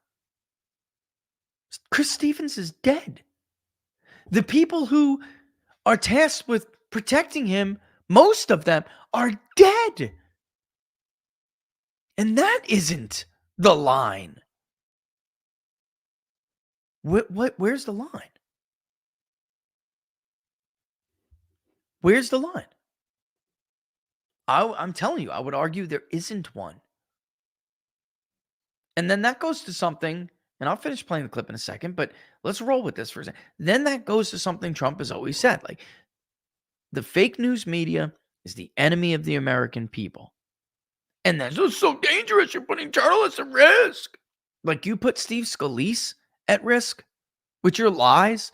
Like you put countless children, school-age children at risk with your lies just so you could take away the Second Amendment. How many times the FBI has called the head of your news organization to tell you to stop covering mass shootings like this because you are a contagion, and the contagion event is always more deadly than the initial event, and you are literally causing mass shootings. That's the correct way of using literally, by the way. You are causing mass shootings and children are dying, and they don't care because they want to get rid of the Second Amendment. Their ideology is just too powerful. Is that a friend? Because the opposite, the opposite antonym of an enemy is a friend, right? So if you're not a friend, because friends don't do that. Friends don't try to get you killed. Not real friends. You know what I mean? Of course, there are definitely betrayal stories. You know what I'm talking about. But friends, true friends, don't lie to each other. They don't intentionally deceive you so that they can put you in a worse state of living in existence. They don't lie to you so you send your sons and daughters to go fight wars over lies that they will then be maimed and killed over. Friends don't want to put their friends in prison for the rest of their natural life because they disagreed with them. Nothing these people have done is anything short of what Democrats do routinely and call it things like civil disobedience or political activism. Democratic activists never trespass on government property. They have never destroyed government property. Hello, the summer of love. They burned federal buildings down without caring whether or not people were in it. They cornered and threatened Jeff Flake in an elevator during the Kavanaugh hearing. A left-wing terrorist group in the 1980s set off a bomb in the Senate building.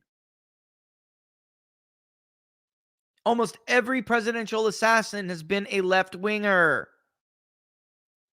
They put forward an alternate slate of delegates in presidential elections they called illegitimate no less than 3 times in the last century.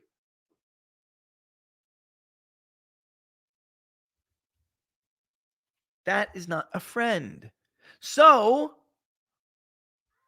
what are you then?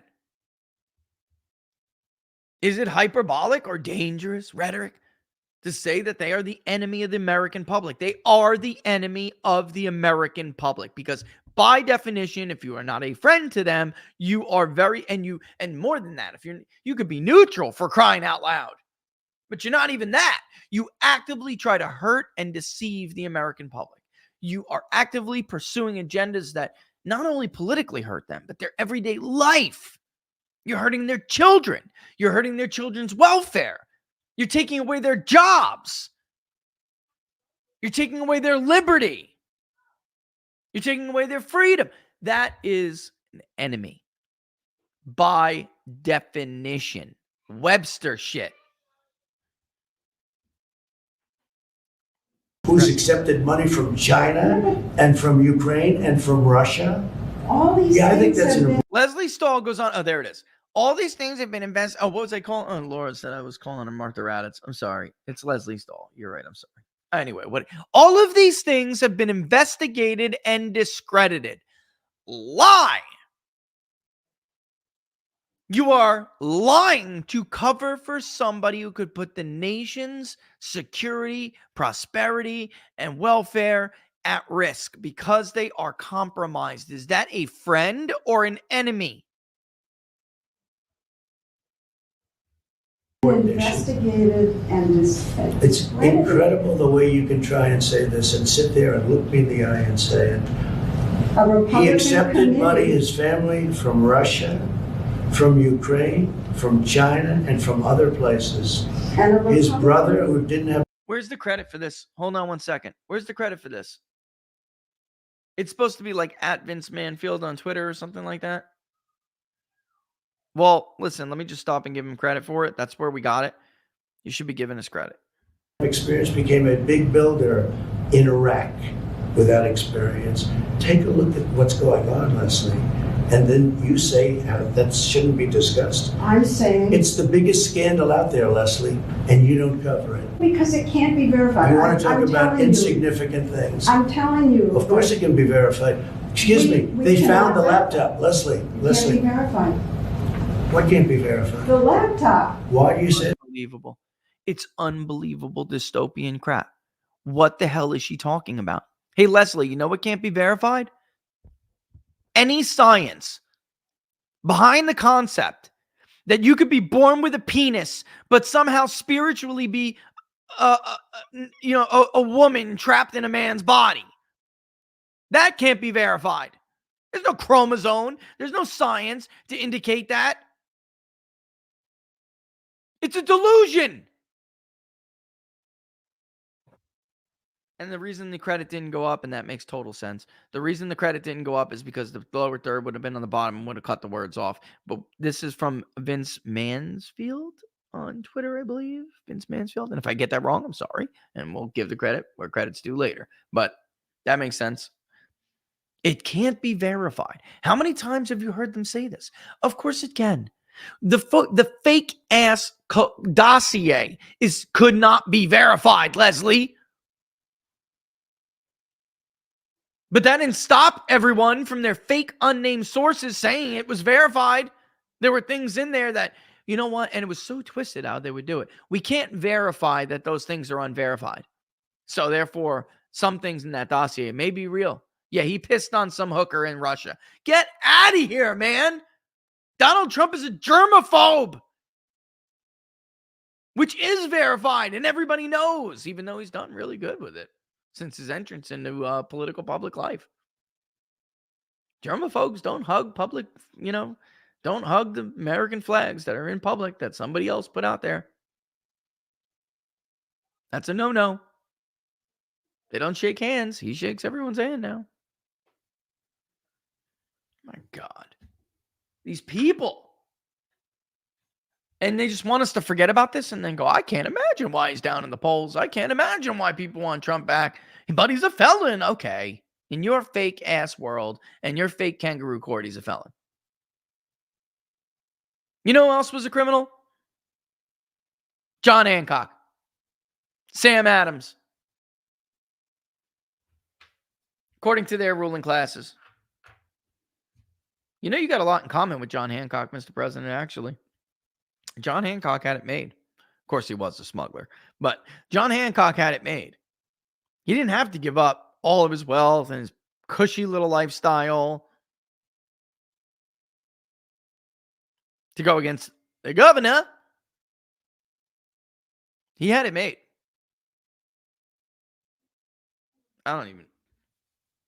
Let's get rid of this woman. She's disgusting.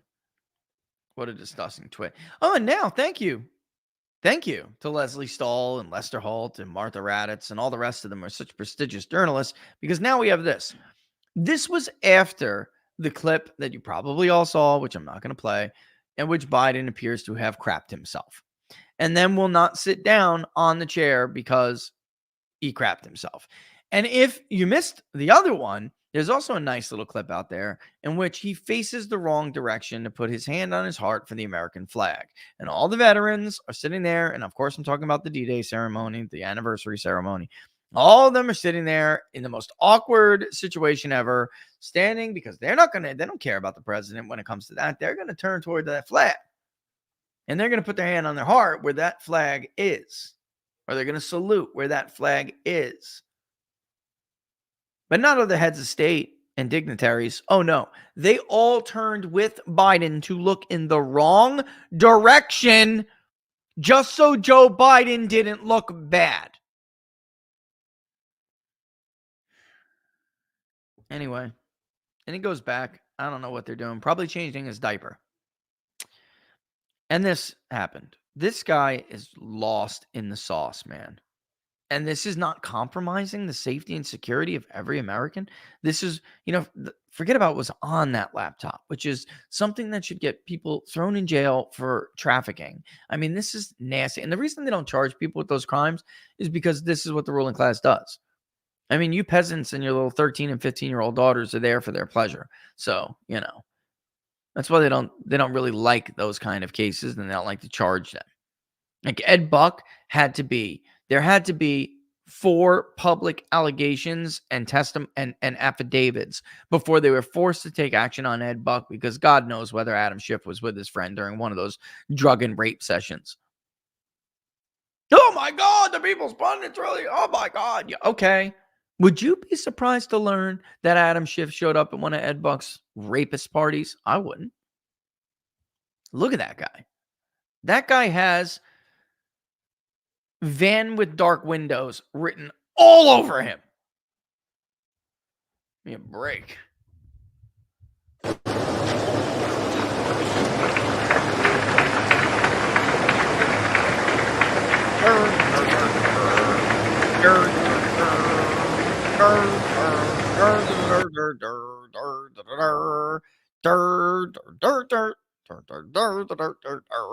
He has no idea where he is.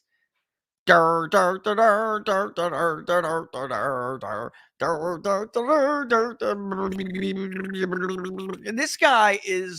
this is a freaking embarrassment, man.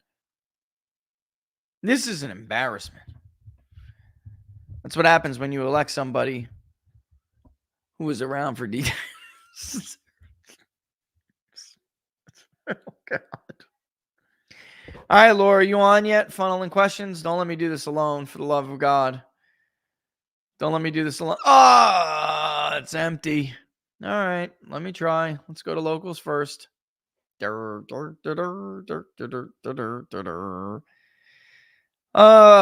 is just one giant big fart. He definitely crapped his pants. You know that, but can we get it?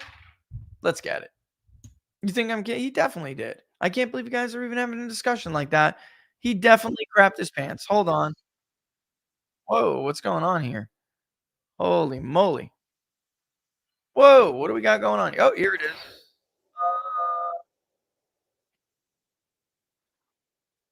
Got like a lot of crazy stuff going on here.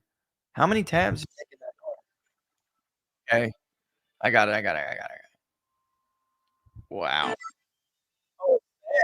Oh, it's that clip. Well, then I'm not playing the clip. That's too loud. It's too much. Too much for me. There's feedback. You guys know the clip I'm talking about. He won't sit down in his chair because he's sitting there about 45 seconds before. He looks like he's definitely, like defecating himself. And then he goes to sit down with everyone else, but he doesn't want to sit. And he's like, oh my God, what am I going to do? I mean, come on. It's not the first time, and we all know it. Emerald was fired from Newsmax. Yeah, sure. She was fired over the vax. Yeah. Maybe she was fired from her sources at Secret Service saying that they had to put Biden back to get bed because he was wandering around the residency area of the White House with his dirty depends. Give me a break. Give me a break. All right, there was one more thing too, because we were talking about that George Stephanopoulos clip, but it's already 1:44, and I'm not sure we're gonna have a chance to read it. But Victor Davis Hanson has a column on Real Clear Politics right now that I think is a really, really good read. And it is on this idea that there's no evidence that Joe Biden, or at least the White House, because what is Joe Biden behind other than a dirty pair of depends, right? What is he directly responsible for? I really don't think he's good. Although he is a history of this. So maybe the people around, it doesn't mean he's behind it. The people around him still could be giving the marching orders because he's not there. But before he lost his cognitive abilities for good, he was the one who, and thank you, Barack Obama, for your handwritten note that proves this. He was the one who was behind going after Michael Flynn to get to Donald Trump and to use the Logan Act, which they knew was BS, to do it. Nobody's ever charged with the Logan Act. Logan Act was for the early republic. It is an ancient law when we took 3 months to cross an ocean. Like, this is nuts. But that's Joe Biden. So the idea to use a fake crime, to use a misdemeanor, a state level, a federal and state level misdemeanor to blow it up into a state level crime, felony, is like right down Joe Biden's alley. Right. To use the phone call to prosecute in Fannie Will, right down Joe Biden's alley, even though apparently they were pissed because they didn't think their case was good and that it would hurt them politically. Well, here we are now. Anyway, it's on Real Clear Politics right now. It is the myth that Biden had nothing to do with the prosecutions of Trump. I think everyone needs to read it. Let me just get through 2 questions that are kind of relevant to the general environment. So have you ever considered reading The Devil's Chessboard by David Talbot? Ooh. It's about how Alan Dulles, created the deep state in his image and killed JFK, RFK.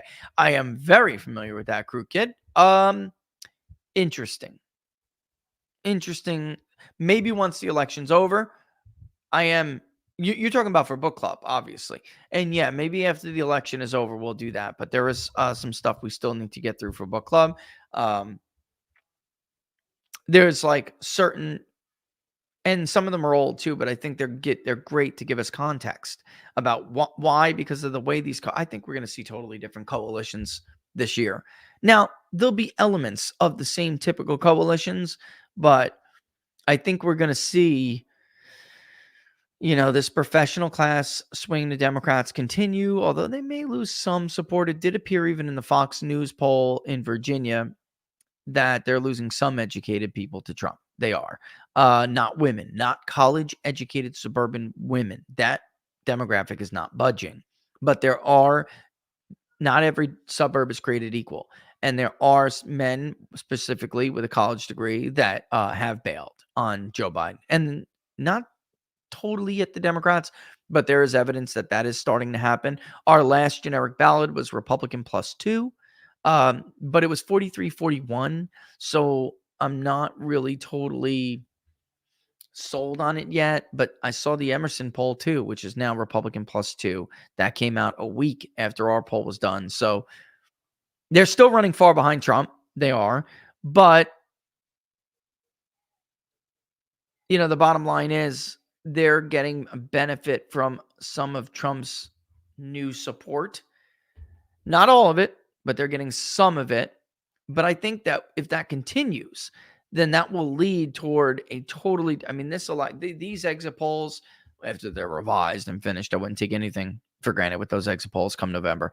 I think we're all going to wind up looking at them and we're all going to wind up saying, oh my God, how do we process this? Because this isn't normal. So is Joe Biden doing better with seniors enough to be able to counter what we're seeing here with maybe some of the voters who are under 35 and the voters who are Hispanic, who are Black in certain areas? Why is Donald Trump's urban vote share higher, right? Like, I think it's going to be tough for people to process what that means, because ultimately it's a totally different coalition than the ones that we've been examining for the entire 21st century and even earlier. So you're going to hear some like hot takes that think they're smart and they end up being stupid. And then I don't guarantee, I can't guarantee anything, but I suspect based on what we're seeing now, you're going to see a lot of confused people. We're going to have a hard time, even if they pretend like they are, got a grip on it. It'll prove as the results, are counted. They're having a hard time grasping that info. But you won't be seeing them because you'll be watching the enormous People's Pundit election special, and you won't be anywhere else but on our show. Right? All right. D. Miller. 51 intel officials had zero problem pissing on the trust between them and the USA. Also just happened to be the overthrowing democracies everywhere. Exactly. They actually used, and they call those overthrowing tactics dark arts. All right. They used the dark arts on the American public. They turned some of the worst weapons that they have to throw at regimes that unfavorable to them around the world, and they actually used it on the American voter. And they had zero problem, like you said, lying to the American voter. Even though, think about it. They must know that eventually the truth is going to come out. They don't care. They don't care. I think they think, A, they're always going to be, and now they're part of the Democratic coalition, these authoritarian leaning, professional class people who really don't care. They don't care. Maybe they won't even find out. They think they're smart, and they think that if they watch CNN, MSNBC, they're like informed, or pick up a copy of the New York Times or something, even though those are the least informed people when it comes to the electorate. They are. I can prove it. They are. And then two, or B, they just don't care because they don't think there's a damn thing you can do about it. Sad. But you're right. 100% right. 100% right. Good observation. All right. Let's do that, actually. I'll go in and out if I do see, like a chat, a super chat, or a locals tip or something like that. I'll grab it. But I do want you guys to read this. And we have 9 minutes. So I do have some time here. I just think it's brilliant, and I think you all need to hear it. Okay. Brick House. Love Brick House. Forgot to take my force. All right. The myth that Biden had nothing to do with the prosecutions of Trump, which is something they're going to ask the American electorate to believe. And as of right now, the American electorate does not believe. They believe that Biden is behind this. They basically think it's a failed presidency with a pants-shitting, senile old man who can't beat his opponent in a real fight, a fair fight. So he sicked the power of the state on him. And that is terrifying to a lot of these people. The 5 criminal and civil prosecutions of former President Donald Trump are all prompt, heated denials from the Democrats that President Joe Biden and Democratic operatives had a role in any of them. But Biden has long let it be known that he was frustrated with his own Department of Justice prosecutors for their tardiness in indicting Trump. Absolutely. There's no evidence, George Stephanopoulos says. Of course there is. And in fact, before we even continue, he's going to bring up another video that I don't have, and I should have grabbed it and pulled it. But, this predates it. You ready? We just have to demonstrate that he will not take power by, if he does run, making sure he, under legitimate efforts of our Constitution, does not become the next president again. What legitimate efforts? This is a man who just sat yesterday for the he used the D-Day speech to take cheap shots at Donald Trump while saying that the fight against the Russians is akin to the fight against the Nazis, when in fact Ukraine is filled with Nazis. The Ukrainian government and military are filled with Nazis. So when he says legitimate constitutional efforts, he just called that trial in New York legitimate. We got to agree. We got to respect the jury's verdict. It's a legitimate verdict. It is not. Biden was upset because any delay might mean that his rival, Trump, would not be in federal court during the 2024 election cycle. And that would mean he could not be tagged as a, quote, convicted felon, unquote, by the November election while being kept off the campaign trail. And by the way, sentencing is during the Republican convention. What do you think the judge is going to do? At very least, he's going to sentence him to house arrest. And Trump is not going to be able to campaign. Mark my words, that's happening. And if you think the appellate division in New York is going to save him, you're mistaken. He needs to immediately file a writ of habeas corpus and go to the Supreme Court. Immediately. Biden was upset, right? Politico has long prided itself on its supposed insider knowledge of the workings of the Biden administration. Note that if it was reported earlier this February that a frustrated Joe Biden, quote, has grumbled to aides and advisors that had, Attorney General Merrick Garland, moved sooner in his investigation into former President Donald Trump's election interference, a trial may already be underway or even have concluded. What happened to, oh my God, it's a constitutional crisis when the president tries to direct the attorney general. In fact, the Justice Department is an independent branch from the president. No, it's not. And I remember when this was reported, I remember saying and bringing this up and even saying that even if Joe Biden did do that, I'm not saying it's the right thing to do. But what I am saying is, of course, he can bring Merrick Garland into his office. He could bend him over the Resolute desk if he wanted to and paddle him if he wanted to. He is the executive, the elected sovereign he is the elected representative of the sovereign voter. No prosecutor, no attorney general, no lawyer, no FBI agent, no special counsel, no independent counsel is above the president. That is not how the Constitution is written. And they would have been appalled at the idea of a federal law enforcement agency being above the president. He is to take orders from the president because the president is his boss. So Joe Biden doing that isn't even a problem for me. The act itself, what he asked, is a problem, but not the fact that he thought he could do it. Under Trump, for 4 years, we were told that Trump could not direct Jim Comey. Trump could not direct, what's his name? Rosenberg, right? Matt could not direct Matt Whitaker. Trump could not direct anyone. He could not get involved in it. He can't fire Mueller. It will spark a constitutional crisis. He could fire whoever he feels like firing. Mueller ain't some friggin' divine prosecutor sent from above to protect our Constitution. And Jack Smith's not even eligible, by the way. If there was any doubt about the Biden's effort to force Trump into a court before November, Politico further dispelled it, even as it blamed Trump for Biden's anger at Garland. You ready?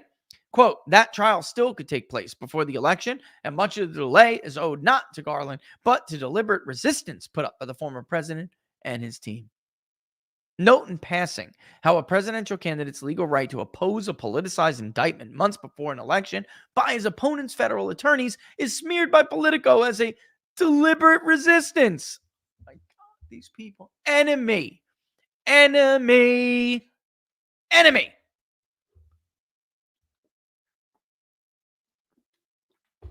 Given Politico was publicly reporting 6 months ago about Biden's anger at the pace of his DOJ's prosecution of Trump, does anyone believe his special counsel, Jack Smith, was not aware of such presidential displeasure and pressure? Note Smith had petitioned and was denied an unusual request, unheard of is more like it, but I love you, Vic, so we're going to continue, to the court to speed up the course of his Trump indictment. And why would Biden's own attorney general Garland select such an obvious partisan as Jack Smith? Remember, in his last tenure as special counsel, Smith had previously gone after popular Republican and conservative Virginia Governor Bob McDonnell. We talked about this earlier. By the way, he was eviscerated by the Supreme Court on a level almost akin to Andrew Weissman and was rebuked, and that was overturned.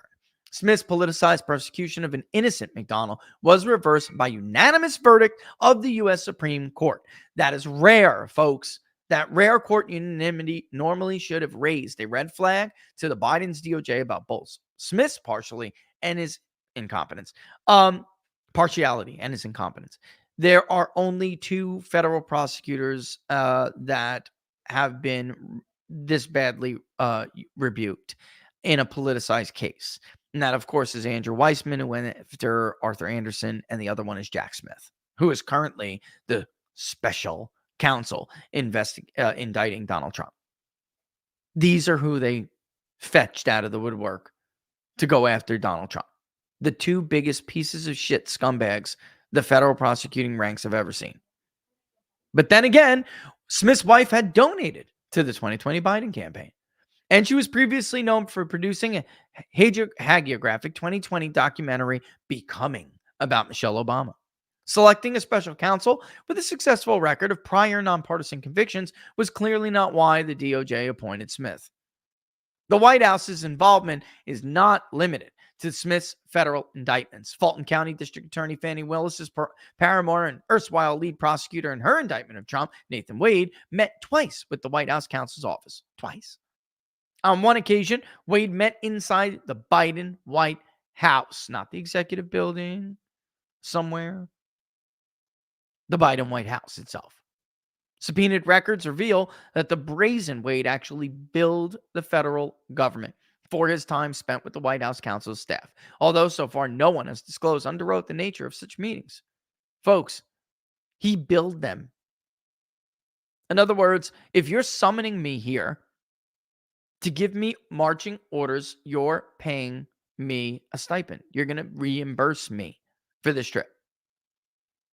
And let me ask you something. When do you request reimbursement in the professional world? When you are hired to do a job. And in that job requires you to meet with the client or the boss, and get your marching orders. That is when. He billed them for what? A friendly visit? GTFO. Bah. Anyway, that's on Real Clear Politics, and you should watch it. Read it. Excuse me. We are unfortunately at a time, and I just have to say one more time real quick. Why is that on the wrong thing? All right. I just want to say this real quick before we go. I just want to tell you about, of course, we all know, like so many people, after Robert and I did the 4 Freedoms poll, we know somebody like 22% of us either had something personally being harmed by the vax, or know someone who unfortunately suffered severe injury, even death, as a result of it. So we get the question all the time, what do we do about it? And of course, the Wellness Company has an answer for that. And I would strongly suggest, we hear great things from people who have gotten this from the show. So look, we know about AstraZeneca's admission, right? Dr. McCullough said that out of all the available therapies I've used in my practice, I believe that nattokinase and related peptides hold the greatest promise for patients at this time to counter the spike protein that is believed to be behind all of these injuries, right? It's a groundbreaking discovery that they made, and it led to the formation of the Wellness Company's spike support formula, which contains nattokinase. And Dr. McCullough's published-based spike support detox protocol combines powerful nattokinase, bromelain, and curcumin with incredible results in the patient population. To date, tens of thousands of people who have followed this protocol and taken the base spike trio from the Wellness Company, and the results have been nothing short of miraculous. So honestly, the testimonies on the website do speak for themselves. The personal phone calls Laura and I have got to further convinced us purchasing each ingredient in the spike support formula would be a lot of money. So the Wellness Company's unique formulation would save you about 35%. In Dr. McCullough's own words, isn't it interesting? Natural substances to combat this man-made disaster. Isn't it? Isn't it interesting? A man-made virus and a man-made vaccine both wreak havoc on an unassuming population, and that there's finally hope in this base spike detox trio. So if you go right now to twc.health/TPP, link is also in the description, use that code TPP, save yourself off 10% off, get free shipping. All right. Look, if you've taken the vax, someone you know has, and you just don't feel right, there is at least somebody out there who's trying to provide an answer, and we're glad to have them as a sponsor. So go check them out. All right. In the meantime, don't forget about the book club. In the meantime, don't forget about the public polling project. We have not lost, we always lose some momentum, but we have not lost a ton. I'm dying to get out in the field ASAP as soon as possible to see what we see post conviction. So the link is also in the description. You could always just easily go to Big Data Poll, and it says right in the menu, public polling project, and you can contribute there. Share it also far and wide because of the Biden economy we just went over. Unfortunately, it's just the truth. People don't have what they had in 2020 when we did the public polling project for the first time for the presidential election. So the more we share it and the more eyes we get in front of it, the more contributors we get a month that give, here, there, whatever they can. Monthly would be great. The easier we can secure what we know will be, like tracking a monthly poll up into the election. All right. So it's bigdatapoll.com. You can check out the link direct to it, which is bigdatapoll.com/public-polling-project. But I'm trying to get you a simple redirect for that. But it's if you just go to the front page, you'll find it. It's easy. The best place to follow us is on peoplespundit.locals.com. And by the way, you'll see little hand raised support our polls. That'll take you right to the public polling project. And that's whether you're a supporter or just a member. All right. So everyone have a safe and great weekend. I want to thank you, Laura, too, for all the support you guys give us, tuning in every day. Derek, I'm telling you, man, you got to get the Diligent Viewer Award. You're there every day first. It's we just want to let you know that we see you and we see all of you. All right. So have a great weekend. And I think next week, every week from this point forward is going to be tough not to have content. So we ran out of time today for everything I wanted to talk about, everything I wanted to do. Get used to it. Soon we're getting to the election. We're going to have to maybe add more shows. Okay. I know we're going to start to do What Are the Odds again, which is going to be Mondays, maybe. And I'm just spitballing here. But if What Are the Odds is Mondays, 2 to 4, when Robert's ready to do a consistent weekly show, then maybe we'll do Inside the Numbers Tuesday, Wednesday, Thursday, Friday, maybe an hour each. No, because that would lose time. We'd have to do it longer. But if we do Mondays, 2 to 4 with What Are the Odds, we'll have to do Tuesday, Wednesday, Thursday, Friday for Inside the Numbers, and we'll figure that schedule out. It would still be at noon. But it's time. It's almost time to start adding more shows. It's going to be here before you know it, folks. That's what's like everyone's. It's early. It's not early. It's not. The time is now. All right. Nothing but love for you. And I will see you on Monday if you're not in the book club. All right. Thanks for watching Inside the Numbers, folks. And with everybody over here, we say deuces. But deuces.